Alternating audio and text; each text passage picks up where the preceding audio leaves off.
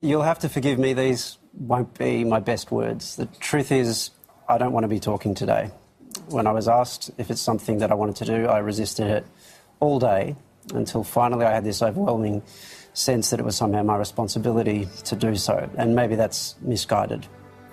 But of all the things that I could say tonight, that I'm gutted and I'm scared and I feel overcome with utter hopelessness. The most dishonest thing would be to say that I'm shocked. I'm simply not.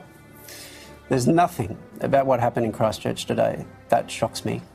I wasn't shocked when 6 people were shot to death at a mosque in Quebec City 2 years ago. I wasn't shocked when a man drove a van into Finsbury Park Mosque in London about 6 months later. And I wasn't shocked when 11 Jews were shot dead in a Pittsburgh synagogue late last year, or when 9 Christians were killed at a church in Charleston. If we're honest, we'll know this has been coming. I went to the mosque today. I do that every Friday, just like the people in those mosques in Christchurch today. I know exactly what those moments before the shooting began would have been like. I know how quiet, how still, how introspective those people would have been before they were suddenly gunned down. How separated from the world they were feeling until the world came in and tore their lives apart. And I know that the people who did this knew well enough how profoundly defenceless their victims were in that moment. This is a congregational prayer that happens every week like clockwork. This was slaughter by appointment. And it's scary because, like millions of other Muslims, I'm going to keep attending those appointments. And it feels like fish in a barrel.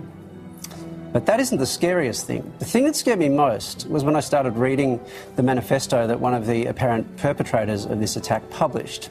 Not because it was deranged, but because it was so familiar.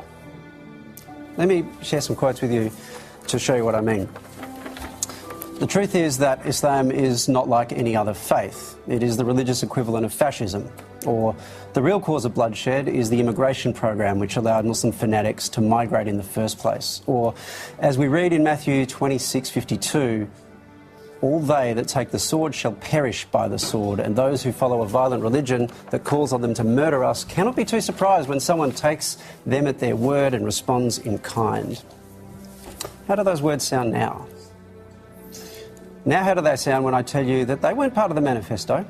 They were actually published today, after this terrorist attack, on an Australian parliamentary letterhead.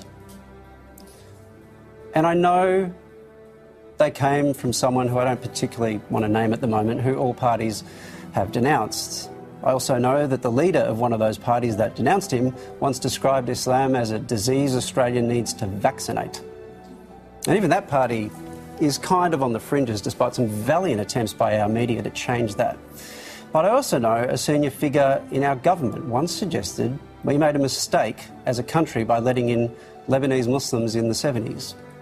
And I know there are media reports going back 8 years of a shadow cabinet meeting in which another senior politician suggested his party should use community concerns about Muslims in Australia failing to integrate as a political strategy.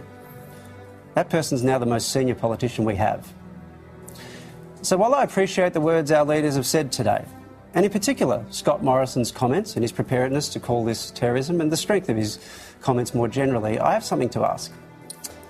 Don't change your tune now because the terrorism seems to be coming from a white supremacist. If you've been talking about being tough on terrorism for years and the communities that allegedly support it, then show us how tough you are now. For mine, I'm going to say the same thing I said about 4 years ago after a horrific Islamist attack. Now we come together. Now we understand this is not a game. Terrorism doesn't choose its victims selectively. That we are one community, and that everything we say to try to tear people apart, demonise particular groups, set them against each other, that all has consequences, even if we're not the ones with our fingers on the trigger.